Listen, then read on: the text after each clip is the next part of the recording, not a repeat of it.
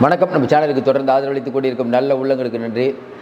பீகாரில் பல திருப்பங்கள், குறிப்பாக நம்ம தொடர்ந்து சொல்கிற மாதிரி இன்றைக்கி எல்லா மாநிலங்கள் இருந்தாலும் ஆந்திரா, பீகார் இதில் நடைபெறக்கூடிய சம்பவங்கள் தேசிய அரசியலில் பெரிய வாத பொருளாகும்.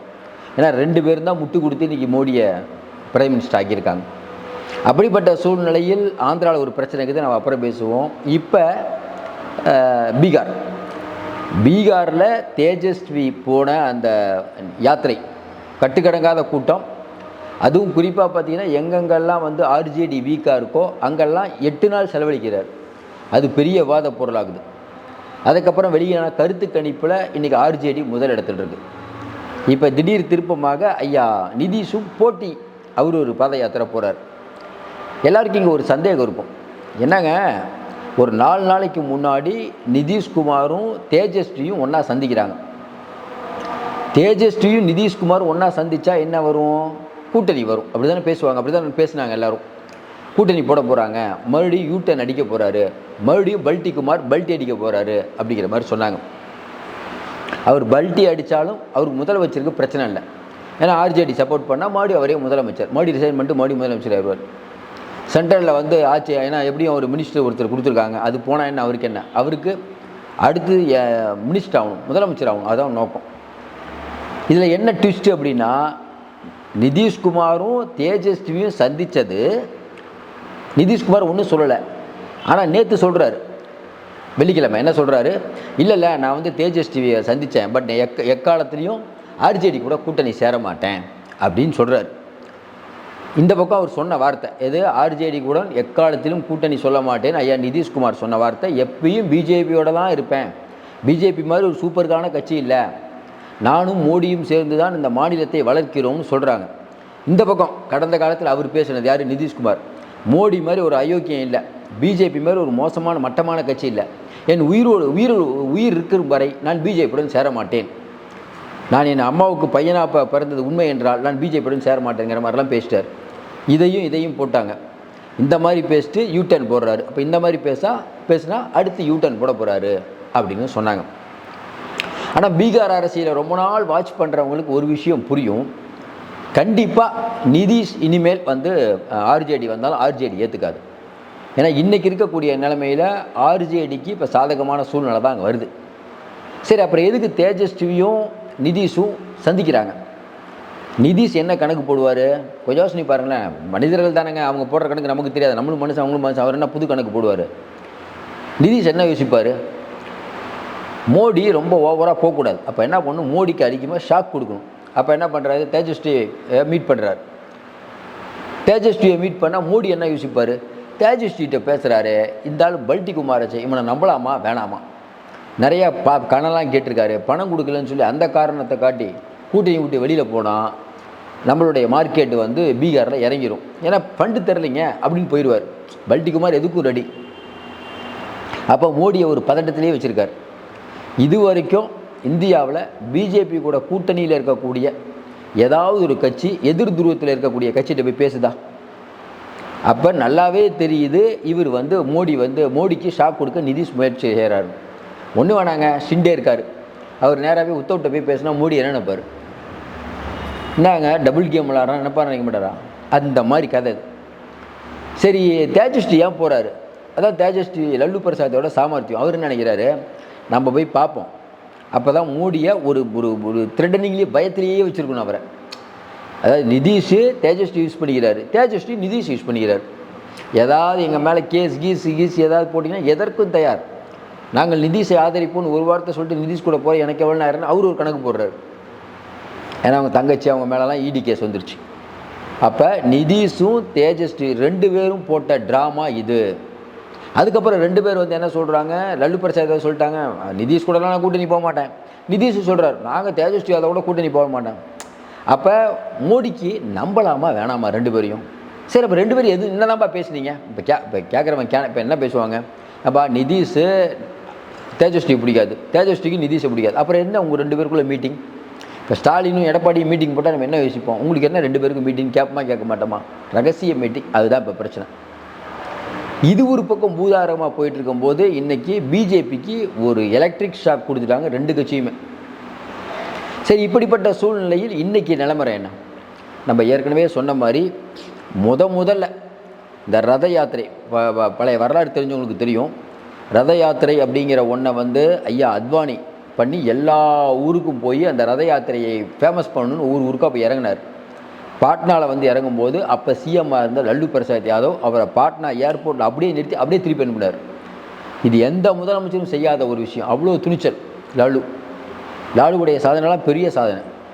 அப்படிப்பட்ட சூழ்நிலையில் அப்போ தான் முஸ்லீம் மக்கள் ஒட்டு மொத்தமாக லாலு பின்னாடி வராங்க. காங்கிரஸில் இருந்த வாக்கு இந்த பக்கம் வருது, யாதவர் காங்கிரஸ். இது வந்து அங்கே ஒரு நல்ல ஒர்க் அவுட் ஆச்சு லாலுட்ட. அப்போ 2005 தேர்தல் வரும்போது எந்த கட்சிக்கும் மெஜாரிட்டி இல்லாத சூழ்நிலை வந்தது. 2005 ஒரு 9 மாதம் கவர்னர் ஆச்சு. அப்போ என்ன பண்ணுறாரு, நிதிஷ் பாத யாத்திரை போகிறார் ஐக்கிய ஜனதா தளம் சார்பில். அப்போ சரத் யாதவ்லாம் இருந்தார். பாத யாத்திரை போய் அப்போ என்ன பண்ணுறாரு, அந்த வருடம் இறுதியில் நடந்த தேர்தலில் ஐக்கிய ஜனதா வந்து ஓரளவுக்கு ஓட்டு வாங்கி பிஜேபியுடன் சேர்ந்து ஆட்சியை பிடிக்கிறார். அப்போ ஏறிச்சு அவருடைய கிராஃப். அதுக்கப்புறம் குறைஞ்சா கூட யாராவது ஒரு கட்சியோட கூட்டணி வச்சு முதலமைச்சர் ஆயிடுறார். அதே ஃபார்முலாவில் இப்போ தேஜஸ்வி எடுத்திருக்கார். எந்த நியாய யாத்திரை மூலமாக பதவிக்கு வந்தாரோ நிதிஷ், அதே நியாய யாத்திரை தான் இப்போ தேஜஸ்வி பண்ணுறது. தேஜஸ்வி பண்ணுறது என்ன புதுமை அப்படின்னா, எந்தெந்த இடத்துலலாம் வீக்காக இருக்காங்களோ அங்கேயே உட்காந்து தங்கி அங்கே இருக்கக்கூடிய நிர்வாகிகளை செஞ்சு என்ன பிரச்சனை ஏது பிரச்சனைன்னு சொல்லி பெரிய பஞ்சாயத்து பண்ணிகிட்ருக்கார். இப்போ நேற்று முந்தா நாள் ஒரு மாவட்டத்துக்கு போயிருக்காரு. அந்த டிஸ்ட்ரிக்டில் 12 தொகுதியில் 8 RJD தோத்தது. அதனால் 8 நாள் அங்கே தங்குறார். 8 நாள் தங்கி அங்கே இருக்கக்கூடிய நிர்வாகிகளை பார்த்து என்னென்ன பிரச்சனை, யாரை போடலாம் ஏது போடலான்னு பெரிய ஸ்கெட்சு. ஏன்னா சும்மா இருக்கார். மோடிக்கு அவருக்கு வேலை இருக்குது, இந்த பக்கம் நிதிஷ்க்கு ஆட்சி வேலை இருக்குது. தேஜஸ்வி ஜெயிச்சே ஆகணும் அடுத்த தேர்தலில். இறங்கி பண்ணுறாரு, ரொம்ப நல்லா பண்ணுறாருங்கிறாங்க. அங்கே இந்த தடவை ஒரு பெரிய மாற்றத்தை நோக்கி RJD போகுது. ஏன்னா போன MLA தேர்தலையே சிங்கிள் லார்ஜஸ்ட் பார்ட்டி தேஜஸ்வி தான். பெரிய அதிக MLAக்களை கொண்ட கட்சி தேஜஸ்வி தான். ஆனால் அவருக்கு ஆட்சிக்கு பெரும்பான்மை இல்லாதனால ஐயா நிதிஷ் வந்து பிஜேபியோட சேர்ந்து ஆட்சி பண்ணிட்டார். இந்த தடவை தேஜஸ்விக்கு ஒரு வாய்ப்பு பண்ணி இன்னொன்று இளம் தலைவருங்கிற முறையில் அவரை யாதவர் மக்கள் மொத்தமாக ஓட்டு போடுறாங்க. எங்கே அவர் அடி வாங்குறாரு தேஜஸ்வினா, போன தடவை நடந்த தேர்தல் 23 சீட்டில் நிற்கிறாரு. போன எம்பியில் தேஜஸ்வி வெறும் 4 தான் ஜெயிக்கிறார். இது ஒரு பெரிய அடி. அது வந்து என்னன்னு இது வரைக்கும் பேச முடியல. ஏன்னா இந்தியா கூட்டணியில் ஒருவேளை நிதிஷ் இருந்திருந்தால் தேஜஸ்வி வந்திருப்பார் அப்படிங்கிற மாதிரி தான் சொல்கிறாங்க. நிதிஷ் போனது ஒரு இழப்பு தான். இந்த பக்கம் பார்த்தீங்கன்னா மோடி அப்படிங்கிற ஃபேக்டரு பீகாரில் ஒர்க் அவுட் ஆகிருது. போன தடவை அவங்க பெரும்பாலும் இடத்த பிடிச்சிட்டாங்க. ஆனால் மாநில தேர்தல் வரும்போது நிதிஷா தேஜஸ்வியான்னு பார்த்தா இன்றைக்கி தேஜஸ்வி தான் இருக்கார். அப்போ தேஜஸ்வி பக்கம் போகிறது தான் நிதிஷ்க்கும் நல்லது. அப்போ நிதிஷ் என்ன யோசிப்பார், பிஜேபியில் போகிற வரைக்கும் போட்டும், மோடிகிட்டேருந்து பிடுங்கிறதெல்லாம் பிடுங்கிடுவோம், கடைசி நேரத்தில் யூட்டர்ன் போட்டு சேருவோம். அவருக்கு என்னங்க, அவருக்கு ஒரு பிரச்சனையுமே இல்லையே. ஆனால் நிதிஷை நம்பவே முடியாது எப்பயுமே. அது தேஜஸ்விக்கும் தெரியும், மோடிக்கும் தெரியும், நிதிஷ்கே தெரியும் நம்மளை நம்ப முடியாதுன்னு எல்லாருக்கும் தெரியணும். அப்போ நிதிஷ் ஒரு நியாய யாத்திரை போகிறாரு, தேஜஸ்வியை சந்திக்கிறார். அப்போ பெரிய ஒரு ஸ்கெட்சு போட்டுட்ருக்கிறதா உணர்கிறாங்க. இதற்கு நடுவில் அண்மையில் ஒரு சேனலில் வந்த கருத்து கணிப்பு, நேற்று முந்தான் வியாழக்கிழமை வந்த கருத்து கணிப்பு, இன்றைக்கி இருக்கக்கூடிய தேர்தலை வச்சா அறுதி பெரும்பான்மையுடன் தேஜஸ்வி ஜெயிப்பார், மக்களால் பெரிதும் அதாவது முதலமைச்சருக்கு இவர் இருந்தால் பொருத்தமாக இருக்கும் அப்படிங்கிற ரேஞ்சில் தேஜஸ்வி யாதவ் முதலிடத்தில் இருக்கார். நிதிஷ்கான வாக்கு அவருடைய அந்த உயரம் அப்படிங்கிறது 7% போயிருக்குது. 7 பேரும் சொல்கிறது என்னென்னா இவரோட நம்பகத்தன்மை இல்லாதவருங்கிற பேர் வந்துருச்சு அவருக்கு. அதனால் அது வந்து வேலைக்காது. பிஜேபி ரொம்ப இறங்குமுகம், அதாவது ஒரு பிஜேபி முகம் அங்கே இல்லை. இப்போ தான் இந்த துணை முதல்வர் சாம்ராட் வேறு இறந்தார், முதல்வர் முகம் இல்லைங்க. அப்போ ரேஸில் வந்து முகமே இல்லாத பிஜேபி மிகப்பெரிய முகமாக இருக்கக்கூடிய தேஜஸ்வி நிதிஷ்.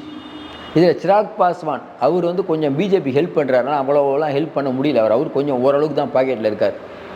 இப்போ காங்கிரஸ் வந்து நம்ம தேஜஸ்வியோடு இருக்கிறது பெரிய பலமாக பார்க்கப்படுது வரக்கூடிய தேர்தல். ஏன்னா தலித்துகளுடைய ஒரு பெரிய நம்பிக்கையாக இப்போ காங்கிரஸ் இருக்குது. அது காங்கிரஸுக்கு பெரிய பலமாகுது. அதனால் காங்கிரஸை முதல்ல மாதிரி ஒன்றுமே இல்லைன்னு தொடச்சி விட முடியாத நிலைமையில் இன்றைக்கி காங்கிரஸ் வந்துருச்சு. அதையும் பார்க்குறோம். அந்த கருத்து கணிப்பில் அப்படி தான் போகுது. ஏன்னா என்ன சொல்கிறாங்கன்னா, போன தடவை நடந்த தேர்தலில் எம்பி தேர்தலில் பார்த்தீங்கன்னா இருக்கிறதுலே ரொம்ப குறைவாக தேஜஸ்வி யாதவ் 29% தான் வாங்குறாரு. இதுதான் அவருடைய ரொம்ப மோசமான புவர் பர்ஃபார்மன்ஸ். அதற்கு காரணம் நம்ம ஏற்கனவே சொன்ன மாதிரி மோடி மேலே வருவார் அப்படிங்கிற ஒரு பெரிய இமேஜ்.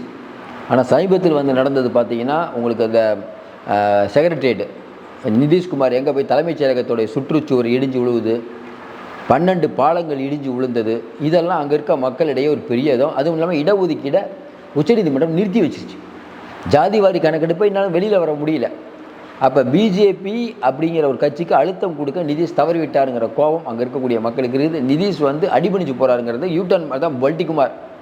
அப்போ மறுபடியும் அவர் வேறு இடத்துக்கு மூவ் பண்ண முடியாது. இப்போ அடுத்து அவர் பிஜேபியோட போனால் முதலுக்கே மோசம். அதனால் நிதிஷ்குமார் என்ன எடுக்க போகிறாருன்னு தெரியல. ஒன்று பண்ணலாம், தேஜஸ்வி கூட சேர்ந்து நான் உங்களோட இருக்கேன்பா, எனக்கு முதலமைச்சர்லாம் வேணாம்னா சொல்லலாம். இல்லை பிஜேபியோட சேர்ந்து முதலமைச்சர் கேண்டிடேட்டாக நிற்கலாம். மறுபடியும் நம்ம என்ன கேட்குறோம், பிஜேபி இப்போ முதலமைச்சர் கேண்டிடேட்டாக நிறுத்துவாங்க. ஏன்னா அவங்களுக்கு சென்ட்ரல் இவர் ஆதரவு கொடுத்துட்ருக்காரு. மோடியோடைய பிடி இவர் கையில் இருக்குது. அது எதுவும் நடக்கலாம். இப்போதைக்கு தேஜஸ்வி வலிமையான தலைவராக வர்றார். இந்த ரத யாத்திரைக்கு நல்ல கூட்டம், நியாய யாத்திரைக்கு பயங்கரமான கூட்டம். அது வந்து கண்டிப்பாக நம்ம ராஷ்ட்ரிய ஜனதாதளத்துக்கு ஒரு பெரிய வாய்ப்பு இருக்குது அப்படின்னு நம்பலாம். மீண்டும் சந்திப்போம். நன்றி, வணக்கம்.